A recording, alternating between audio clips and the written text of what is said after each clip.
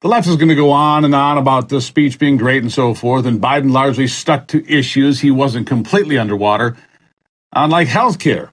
So he might get a slight uptick in approval numbers for a moment or two, who knows, but it won't last. But largely, people just don't care about the Biden administration, and that is good and bad for the conservative side. But let's break down some of the things Biden did talk about before I get to that point. Listen to this. The story of America is a story of progress and resilience, of always moving forward, of never, ever giving up. It's a story unique among all nations.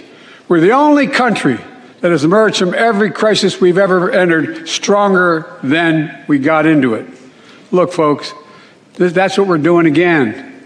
2 years ago, the economy was reeling. I stand here tonight after we've created, with the help of many people in this room, 12 million new jobs, more jobs created in 2 years than any president's created in 4 years. I don't know. Would you say America is stronger today than it was before the pandemic? We're much more in debt, that's for sure. Our military has gotten weaker. Our standard of living has certainly gone down because of inflation. And even if you got a raise or a new job during that span, you really aren't feeling the results. In many cases, your buying power is significantly less than it was before the pandemic began. But this is all the president had to work with.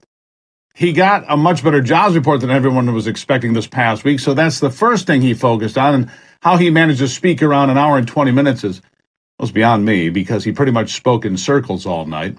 And of course, he spoke about how he feels he's a great unifier, bringing the nation together, despite giving some of the most divisive speeches of any president, well, ever.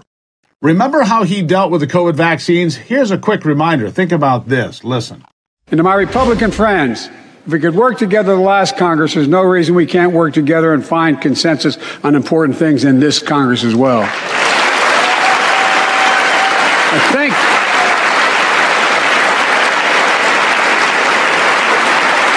folks,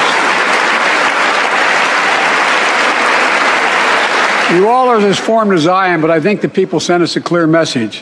Fighting for the sake of fighting, power for the sake of power, conflict for the sake of conflict gets us nowhere. That's always been my vision of our country, and I know it's many of yours. To restore the soul of this nation, to rebuild the backbone of America, America's middle class, and to unite the country. We've been sent here to finish the job, in my view.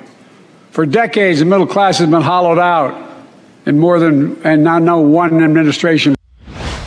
And how about the middle class? How has the middle class actually done during the Biden administration? Because if inflation is any indicator, and it is, they are not even close. The president is right, though. The middle class has been shrinking overall in the last few decades, but that's because of bad government policies and overreach and regulations, mostly leftist ones, that have ballooned our debt and stopped small businesses and taxed people into oblivion. And the president did try to address inflation, blaming everyone and everything except, of course, himself.